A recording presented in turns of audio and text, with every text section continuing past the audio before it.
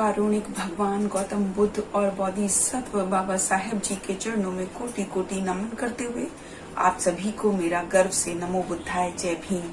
साथियों, हम बात कर रहे हैं बुद्ध और उनके धम्म की। तो आज हम बात करेंगे राजा बिंबिसार की धम्म दीक्षा।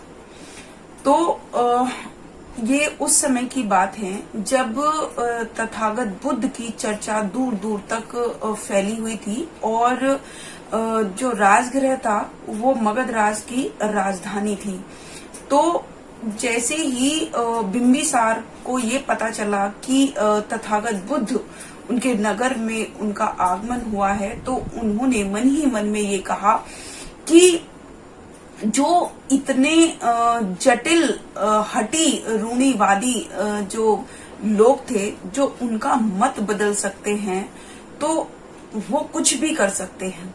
जो ऐसे हठी लोगों का मत बदलना क्योंकि हंसी खेल नहीं है, जिनका मत तथागत बुद्ध ने बदल दिया है, वो जरूर ही बुद्ध होंगे, वो सम्यक संबुद्ध होंगे और वो जरूर ही निर्मल होंगे, शुद्ध होंगे और वो उनकी जो धम्म देशना है वो ऐसी होगी जो आदि में भी कल्याणकारक होगी, मध्य में भी कल्याणकारक होगी और अंत में भी वो कल्याणकारक ही होगी। तो ऐसा जो है मन में उनके विचार आ रहे थे, क्योंकि तथागत बुद्ध की जो चर्चाएं थी वो पूरे दूर दूर तक फैलती जा रही थी, क्योंकि उनके जो धम्म जो पवज्जा जो ले ली थी वो बहुत ऐसे रूढ़िवादी थे, ऐसे दकियानुसी वाले बातों में थे, अंधविश्वास वाले थे, जो कि तथागत बुद्ध के धम्म में आ गए थे अपनी उन सभी चीजों को छोड़कर। तो ऐसी ही राजा बिंबिसार अपने 12 लाख ब्राह्मणों के साथ और गृहपतियों के साथ तथागत बुद्ध से मिलने पहुंचे जहां वो विराजमान थे।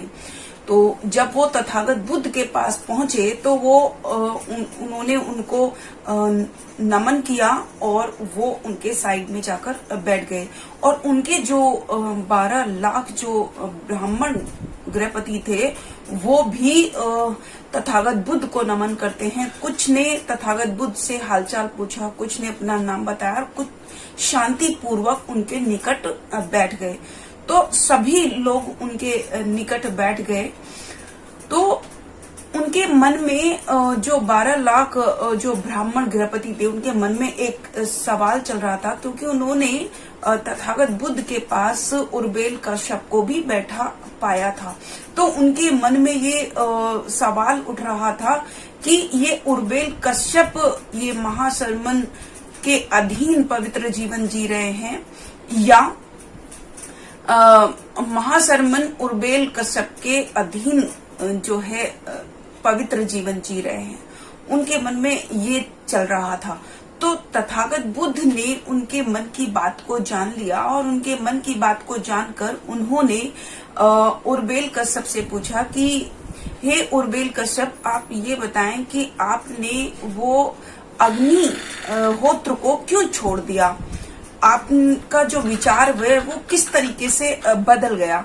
तो वो उर्बेल कश्यप कहते हैं कि अब मैंने, क्योंकि जो अग्निहोत्र है, जो यज्ञ है, जो वो सिर्फ यज्ञों का रूप, शब्द और अलंकार और स्त्री जैसी चीजों में जो है वो आकर्षित करते हैं या उनको पाने की इच्छा करते हैं।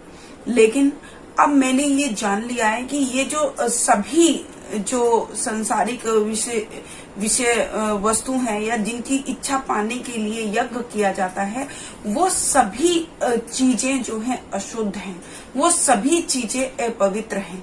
इसलिए मेरी अब जो रुचि है वो अग्निहोत्र की पूजा करने में नहीं रही।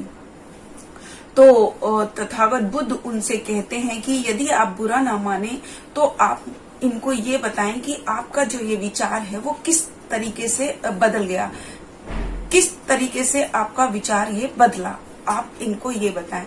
तो फिर उर्बेल कश्यप अपनी स्थान से खड़े होते हैं और अपना चीवर संभालते हुए तथागत बुद्ध के चरणों में अपना सिर रखकर बोलते हैं कि आज से मेरे जो शास्ता हैं वो तथागत बुद्ध हैं, मैं इनका शिष्य हूँ।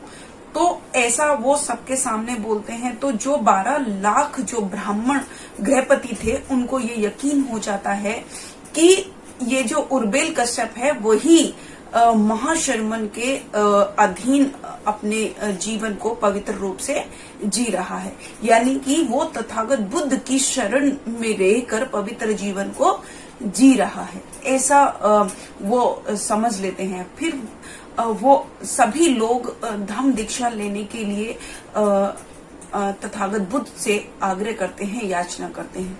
तथागत बुद्ध उनको धम्म की दीक्षा देते हैं और जब धम्म की दीक्षा देते हैं तो वो पूर्ण रूप से धम्म को समझते हैं और धम्म के अंदर तक जाते हैं, डीप तक उसको समझते हैं।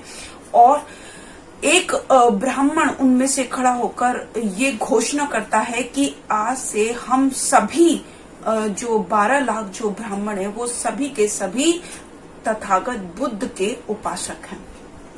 तो ऐसा वो कहते हैं। तो जो बिंबिसार है, क्योंकि बिंबिसार राजा बिंबिसार की अगुवाई में ये जो है धम्म देशना चल रही थी जिसे तथागत बुद्ध ने दिया।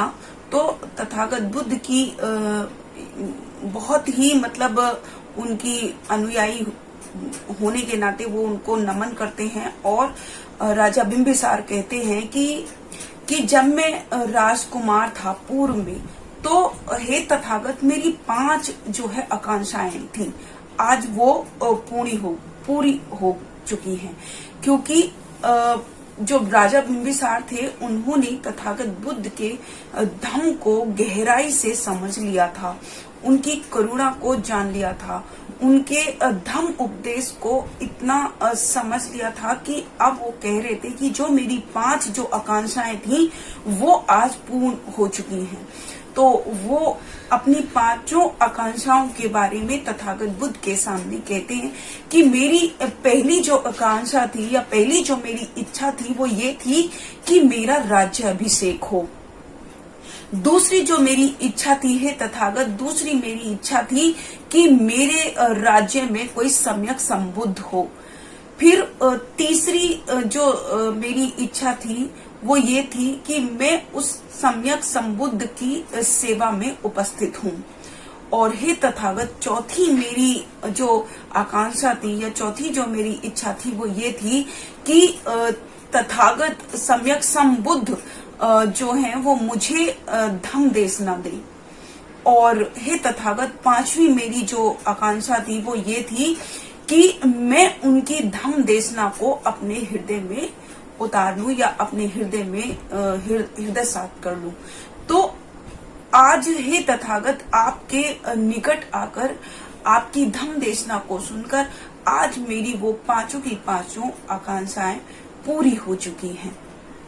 तो राजा बिंबिसार कहने लगे कि अद्भुत है तथागत, अद्भुत कि तथागत ने ऐसा धम्म उपदेश दिया है, इतना हम लोगों को कृतज्ञ कर दिया है कि जैसे कोई उल्टे को सीधा कर दे, जैसे कोई पिंजरे में बंद है उसको आजाद कर दे, जैसे कोई पथ भ्रष्ट को कोई सही मार्ग बता दे, जैसे कोई अंधेरे में दीपक जला दे। ऐसे तथागत बुद्ध ने हमको धम्म उपदेश दिया है। तो आज मैं तथागत की बुद्ध की शरण में जाता हूँ, तथागत बुद्ध की शरण में जाता हूँ, मैं धम्म की शरण में जाता हूँ और मैं संघ की शरण में जाता हूँ।